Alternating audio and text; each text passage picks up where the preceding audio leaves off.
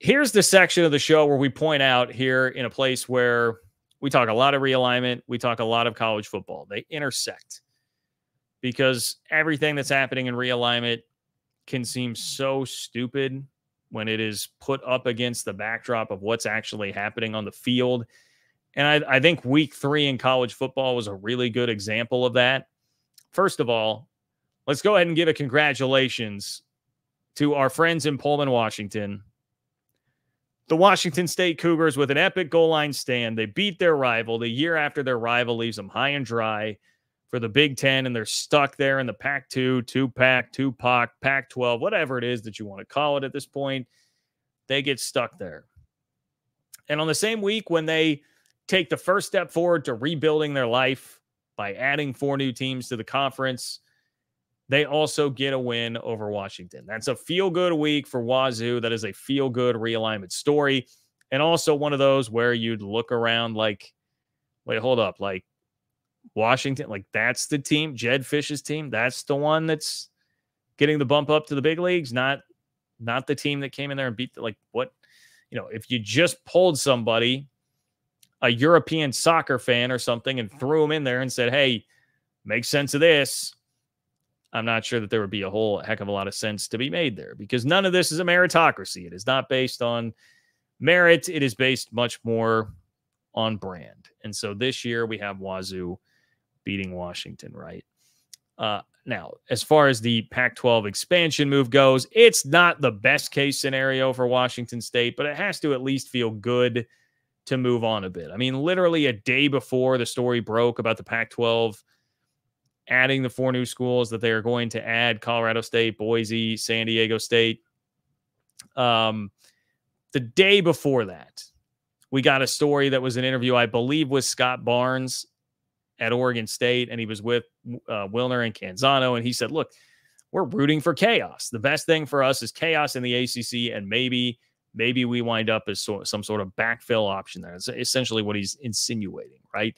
That would be the best case scenario for him. So it wasn't that. That would have been the best possible week Wazoo could have had. They got the second best. And the important thing is taking a step in the right direction, man. Nasty breakup at some point. You've got to just start taking a step forward. You got to go out with your friends, meet up with the boys, go out. So you got to take the first date with somebody else, right? You got to pick yourself up a little bit. This was one of those sorts of moves, it felt like, for the Pac-12. So I am happy for them that happened. And then we even get this. Now, I don't think Cal and Stanford is going to happen back to this Pac-12 group, short of in the next year or two, we get the massive ACC breakup and split and everybody's off leaving and it totally splinters. But you do have to laugh a little bit if you're Wazoo and Oregon State at this. I mean, this comes courtesy of Dennis Dodd at CBS Sports.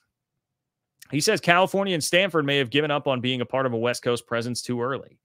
The pair could have joined Oregon State and Washington State and sucked it up for 2 years as independents after the Pac-12 broke up. The Pac-12 would look much stronger. In hindsight, that looks like the smartest play. The Bears and Cardinal acted out of desperation, hooking on with the cross-country ACC for a 30% share of the per-school media revenue for the next 7 years. It's doubtful the 2 academic giants would bolt after a year, incurring the legal wrath of the ACC. How's that working for Florida State? Yeah, look, they've signed the grant of right. You can't really do it. I mean, Cal and Stanford, it does not make very much sense at all to do it right now because you are binded by signing everything that everybody else signed in the ACC that they're all mad about right now. So it does look kind of silly. You're paying all the money to fly your sports cross country for a 30% share of the per school media revenue. I'm like, I don't know. How much better is life really that you're playing Wake Forest and Syracuse, schools of that ilk that are likely to be the only ones around when your Clemson, Florida State, North Carolina tier is gone? Is that much better? Is it that much better to play Wake Forest and Syracuse than it is San Diego State and Boise? Is it really? Is it that much better? Or Oregon State or Washington State? I don't know that it really is, and it's going to cost you so much more money with the travel, and then you're getting the 30% share. I mean, we'll see what the money's going to be for the Pac-12. We don't have specific numbers to compare right now, but I would agree with Dodd. So if you are Wazoo, Oregon State. Now, it was a rough weekend for the Beavers. Oregon finally turned it on and looked like the team that they should be.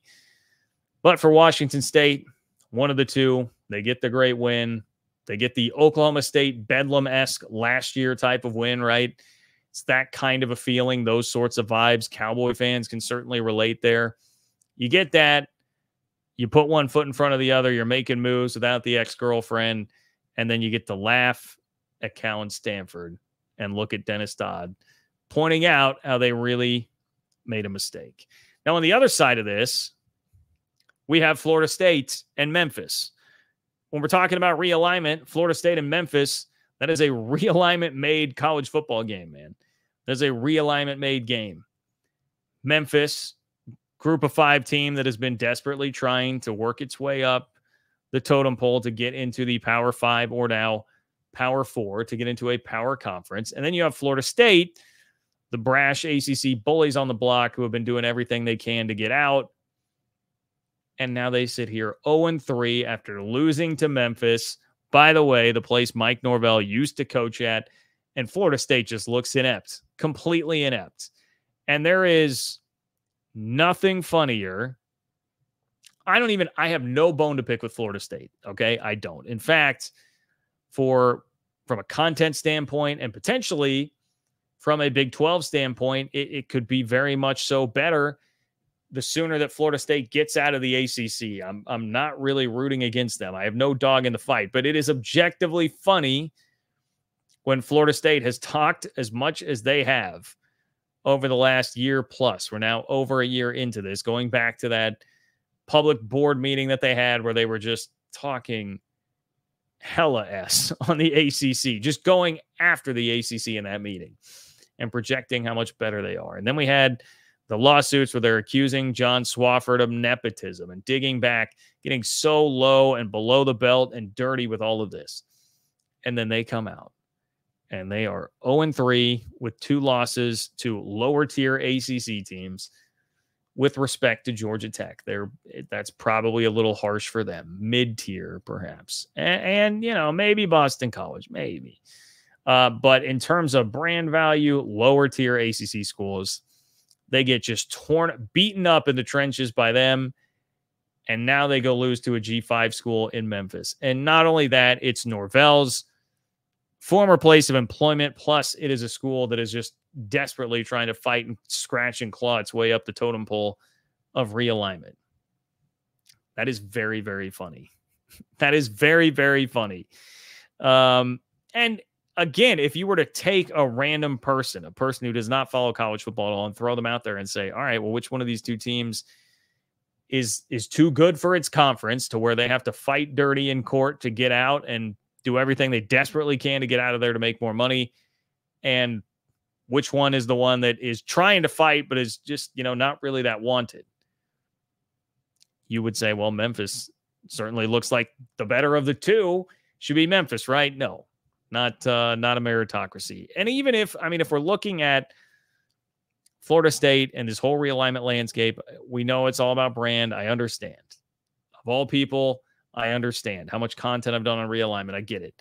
But Florida State is not a program that's been built in the last generation to consistently outperform the ACC. They've won 1 league title in the last decade. No, 2 league titles, rather, in the last decade. My fault, Florida State. 2 league titles in the last decade. They've won 4 in the last 20 years.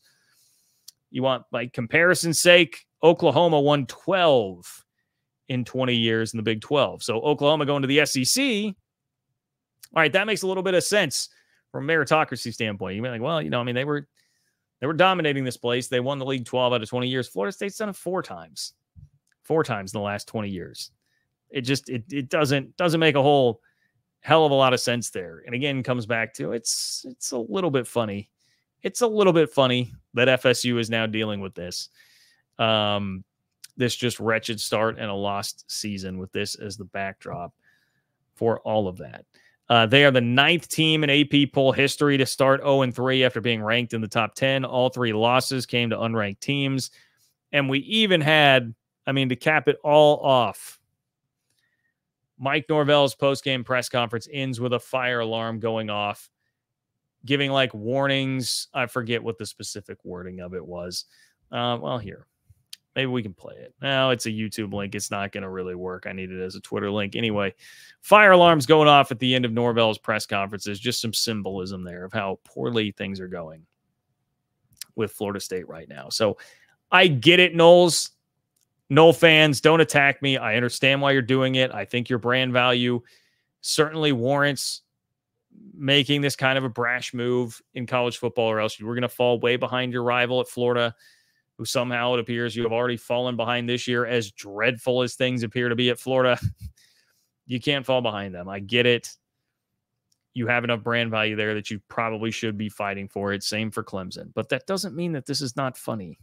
Objectively funny. Like, again, for somebody who does not have a dog in the fight, objectively funny, objectively such an incredible through line of like where we're at in this sport between realignment and the actual on the field product, and how dumb realignment can be.